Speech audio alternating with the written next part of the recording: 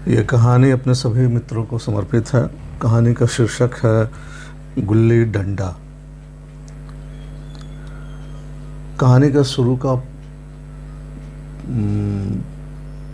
पाठ जो है ना वो थोड़ा हल्का बोरिंग है, लेकिन आप इसे अगर लगातार सुनेंगे तो आपको बहुत ही आनंद आएगा।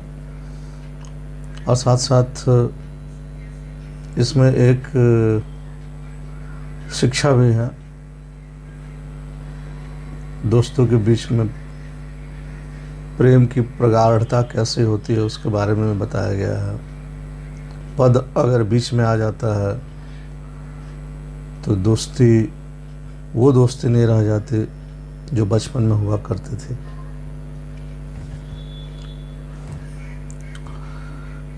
हमारे अंग्रेजी दां दोस्त माने या ना माने, पर मैं तो यही कहूँगा कि गुल्ली डंडा सब खेलों का राजा है। अब भी कभी लड़कों को गुल्ली डंडा देखता हूँ, खेलते हुए देखता हूँ तो जी लोट पोट हो जाता है कि इनके जाकर के साथ खेलने लगूँ। न लॉन की ज़रूरत, न कोर्ट की, न नेट की, न थापी की। मज़े से किसी पेड़ के एक से टहनी काट ली, गुल्ली बना ली और दो आदमी भी आ गए तो खेल शुरू हो गया। बिलायती खेलों में सबसे बड़ा ये है कि उनके सामान महंगे होते हैं। जब तक कम से कम 1 सैकड़ा न खर्च कीजिए, खिलाड़ियों में शुमार ही नहीं हो सकते। ये गिल्ली डंडा है कि बिना हर्रा फिटकरी के ही चोखा रंग दे देता है। पर हम अंग्रेजी चीज़ों के पीछे ऐसे दीवाने हो रहे हैं कि अपनी सभी चीज़ों से अरुचि हो गई है। हमारे स्कूल में हर एक लड़के से सालाना खेलने की फ़ीस ली जाती है। किसी को यह नहीं सोचता कि भारतीय खेल खिलाएं जो बिना कौड़ी दाम के खेले जाते हैं। अंग्रेजी खेल उनके लिए है जिनके पास धन है। गरीब लड़कों के सिर क्यों यह व्यसन मढ़ते हो? ठीक है, गुल्ली से आँख फूट जाने का भय रहता है, तो क्या क्रिकेट से सिर फूट जाने का, तिल्ली फट जाने का, टांग टूट जाने का भय नहीं रहता? अगर हमारे माथे में गुल्ली का दाग आज तक बना हुआ है तो हमारे कई दोस्त ऐसे भी जो थापी की बैसाखी से बदल बैठे। खैर, यह अपनी अपनी रुचि है। मुझे गुल्ली ही सब खेलों में अच्छी लगती है और बचपन के मीठी स्मृतियों में गुल्ली ही सबसे मीठी है।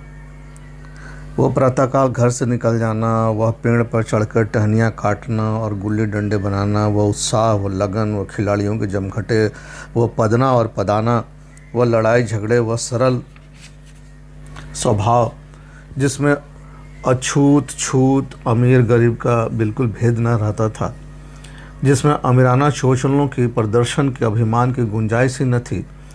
यह उसी वक्त भूलेगा जब घर वाले बिगड़ रहे हैं, पिताजी चौक पर बैठे वेग से रोटियों पर अपना क्रोध उतार रहे हैं, अम्मा की दौड़ केवल द्वार तक है, लेकिन उनकी विचारधारा में मेरा अंधकार में भविष्य टूटी हुई नौका की तरह डगमगा रहा है। और मैं हूँ कि पदने और पदाने में मस्त हूँ। ना नहाने की सुधि है, ना खाने की। गुल्ली है तो जरा सी, और उसमें दुनिया भर की मिठाइयों की मिठास और तमाशों का आनंद भरा हुआ है। मेरे हमजोलियों में एक लड़का गया नाम का था। मुझसे 2-3 साल बड़ा होगा। दुबला लंबा, बंदरों की सी लंबी लंबी पतली पतली उंगलियां, बंदरों की सी चपलता, वही झल्लाहट। गुल्ली कैसी हो, उस पर वह इस तरह लपकता था जैसे छिपकली कीड़ों पर लपकती है। मालूम नहीं उसके माँ बाप थे या नहीं, कहाँ रहता था, क्या खाता था, पर था हमारे गुल्ली क्लब का चैंपियन। जिसकी तरफ वह आ जाए उसकी जीत निश्चित थी। हम सब उसे दूर से आते देख उसके दौड़ कर स्वागत करते थे और उसे अपने गुइयाँ बना लेते थे। एक दिन हम और गया दो ही खेल रहे थे। वह पदा रहा था, मैं पद रहा था। मगर कुछ विचित्र बात है कि पदाने में हम दिन भर मस्त रह सकते हैं, पदना 1 मिनट का भी अखरता है। लेकिन गला छुटाने के लिए सब चालें चली जो ऐसे अवसर पर शास्त्र भीत न होने पर भी क्षम्य है। लेकिन गया अपना दांव लिए बगैर मेरा पिंड न छोड़ता था। अनुनय विनय का कोई असर न हुआ। मैं घर की ओर भागा। गया ने मुझे दौड़कर पकड़ लिया और डंडा तान कर बोला, मेरा दांव देकर जाओ। पदाया तो बड़े बहादुर बन के पदने के बेर में भागने लगे। तुम दिन भर पदाओगे तो मैं दिन भर पदता रहूँ? हाँ, तुम्हें दिन भर पदना पड़ेगा। न खाने जाऊँ न पीने जाऊँ? हाँ, मेरा दांव दिए बगैर कहीं नहीं जा सकते। मैं तुम्हारा गुलाम हूँ। हाँ, तुम मेरे गुलाम हो। मैं घर जाता हूँ, देखो मेरा तुम क्या कर लेते हो। घर कैसे जाओगे? कोई दिल लगी है? दांव दिया है, दांव लेंगे। अच्छा, कल मैंने तुम्हें अमरूद खिलाया था ना, वो लौटा दो। वो तो पेट में चला गया, निकालो पेट से। तुमने क्यों खाया मेरा अमरूद? अमरूद तुमने दिया तब मैंने खाया, तुमसे मांगने थोड़ी ना गया था। जब तक मेरा अमरूद ना दोगे मैं दांव ना दूंगा। मैं समझता था न्याय मेरी ओर है। आखिर मैंने किसी स्वार्थ से ही उस अमरूद को खिलाया होगा। कौन निस्वार्थ किसी के साथ सलूक करता है? भिक्षा तक तो स्वार्थ के लिए ही देते हैं। जब गया ने अमरूद खाया तो फिर उसे मुझसे अमरूद लेने का कोई क्या अधिकार है? रिश्वत देकर तो लोग खून पचा जाते हैं। यह मेरा अमरूद यूं ही हजम कर जाएगा? अमरूद पैसे के मिलते हैं जो गया के बाप को भी नसीब न होंगे। यह सरासर अन्याय था। गया ने मुझे अपनी ओर खींचते हुए कहा, मेरा दांव देकर जाओ। अमरूद मैं नहीं जानता। मुझे न्याय का बल था, वह अन्याय पर डटा हुआ था। मैं हाथ छुड़ाकर भागना चाहता था, वह मुझे जाने न देता था। मैंने गाली दी, उसने उससे बड़ी गाली दी, और गाली नहीं, एक दो चांटा जमा दिया। मैंने उसे दांत काट लिया, उसने मेरे पीठ पर डंडा जमा दिया। मैं रोने लगा। गया मेरे इस अस्त्र का मुकाबला न कर सका, भागा। मैं तुरंत आंसू पोंछ डाले और डंडे की चोट भूल गया और हंसता हुआ घर में जा पहुंचा। मैं थानेदार का लड़का, वह एक नीच जात के लौंडे के हाथों से पिट गया। यह मुझे उस समय भी अपमानजनक मालूम हुआ, लेकिन घर में किसी से शिकायत न की थी। उन्हीं दिनों पिताजी का वहाँ से तबादला हो गया। नई दुनिया देखने की खुशी में ऐसा फूला कि अपने हमजोलियों से बिछुड़ जाने का बिल्कुल दुख न था। पिताजी दुखी थे। यह बड़ी आमदनी की जगह थी। अम्मा भी दुखी थी। यहाँ सब चीज़ें सस्ती थी और मोहल्ले की स्त्रियों से घराव सा हो गया था। लेकिन मैं मारे खुशी के फूला न समाता था। लड़कों से जीट उड़ा रहा था कि वहाँ ऐसे घर थोड़े ही होते हैं। ऐसे ऊंचे ऊंचे घर है कि आसमान से बातें करते हैं। वहाँ के अंग्रेजी स्कूलों में कोई मास्टर लड़के को पीटे तो उसे जेहल हो जाए। मेरे मित्रों की फैली हुई आंखें और चकित मुद्रा बता रही थी कि मैं उनके निगाह में कितना ऊंचा उठ गया था। बच्चों में मिथ्या को सत्य बना लेने की वह शक्ति है जिसे हम, जो सत्य को मिथ्या बना लेते हैं, क्या समझेंगे। उन बेचारों को मुझसे कितनी स्पर्धा हो रही थी।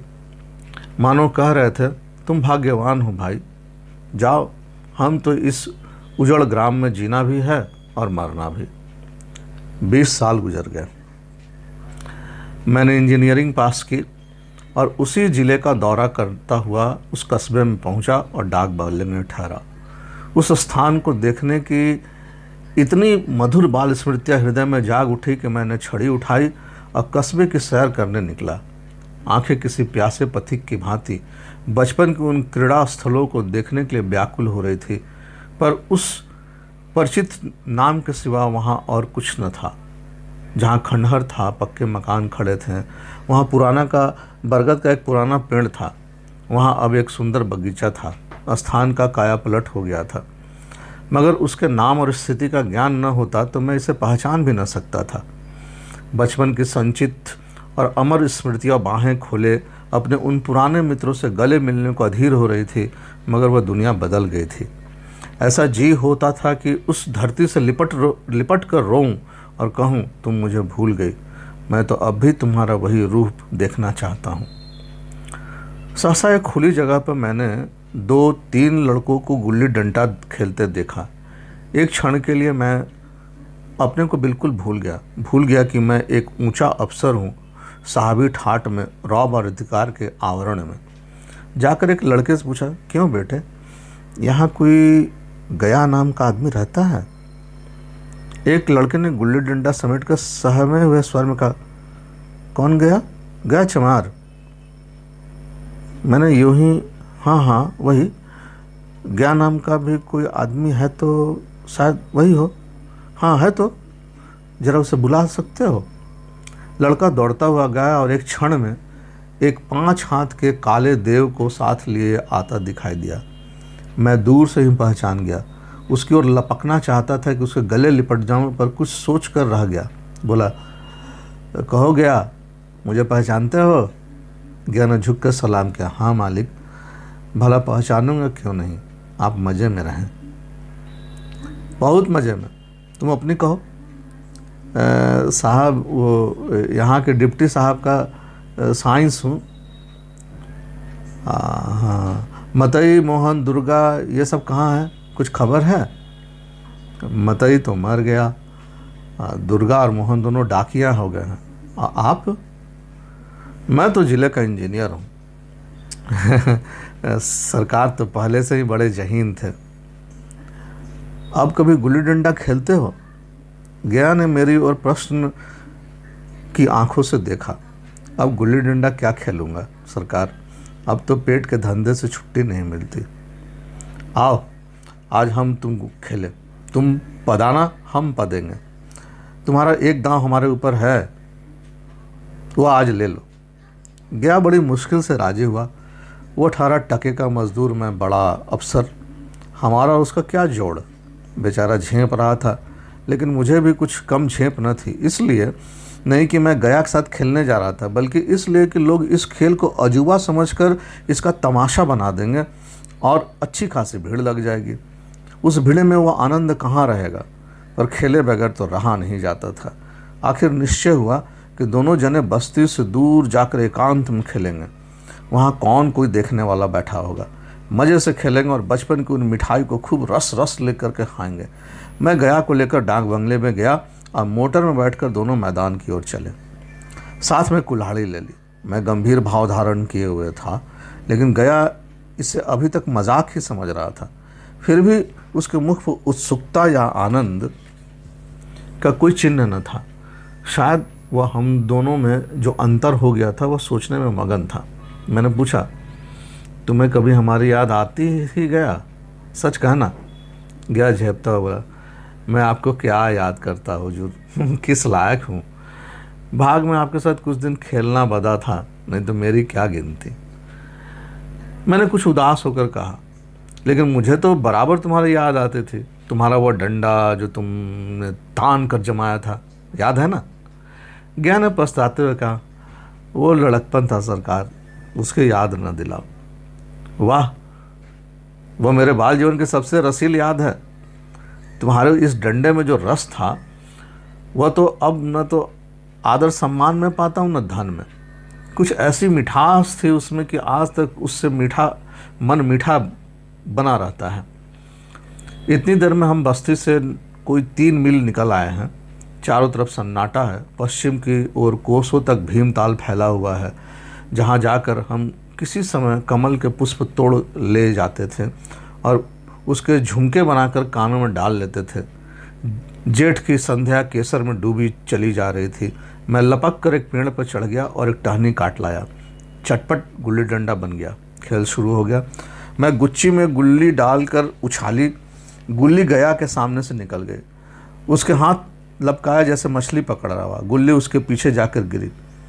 यह वही गया है जिसके हाथों में गुल्ली जैसे आप ही आप जाकर बैठ जाती थी।